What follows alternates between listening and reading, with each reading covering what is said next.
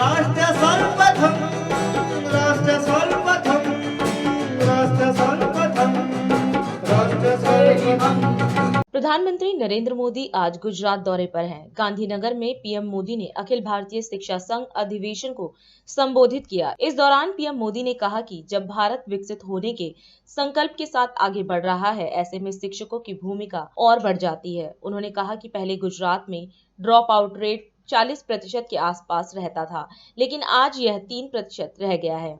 यह गुजरात के शिक्षकों के सहयोग से ही हो पाया है। उन्होंने कहा कि गुजरात में शिक्षकों के साथ मेरे जो अनुभव रहे, उसने राष्ट्रीय स्तर पर भी नीतियां बनाने में हमारी काफी मदद की है।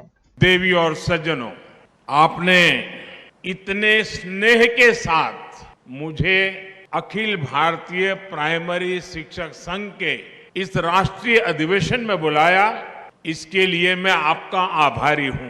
आजादी के अमृत काल में जब भारत विकसित होने के संकल्प के साथ आगे बढ़ रहा है, तो आप सभी शिक्षकों की भूमिका बहुत बड़ी है। गुजरात में रहते हुए मेरा प्राथमिक शिक्षकों के साथ मिलकर के राज्य की पूरी शिक्षा व्यवस्था को बदलने का अनुभव रहा है। एक जमाने में गुजरात में ड्रॉप आउट रेट करीब 40% आसपास हुआ करता था और आज ये 3% से भी कम रह गया है। ये गुजरात के शिक्षकों के सहयोग से ही संभव हुआ है।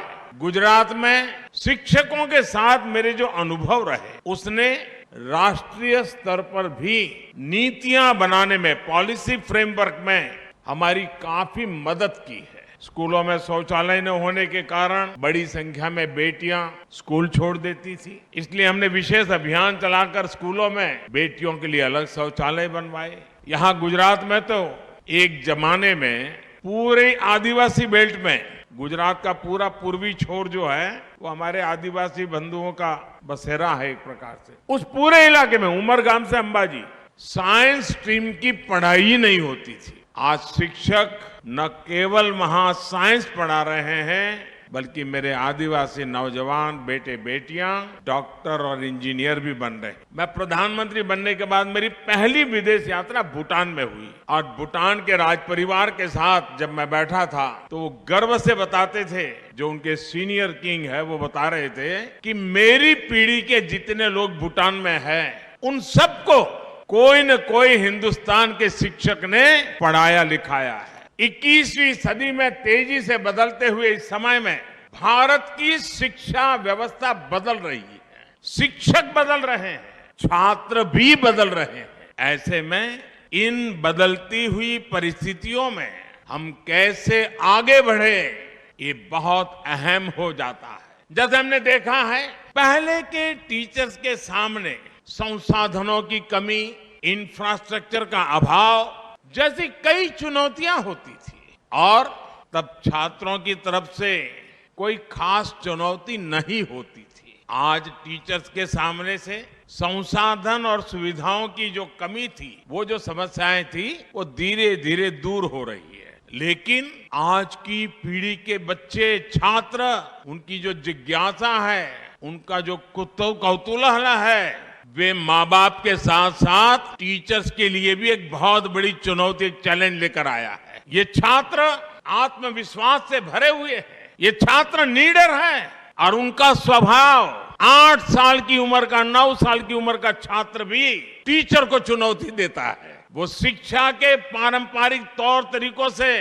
कुछ नई चीजें उससे पूछता है, बात करता है।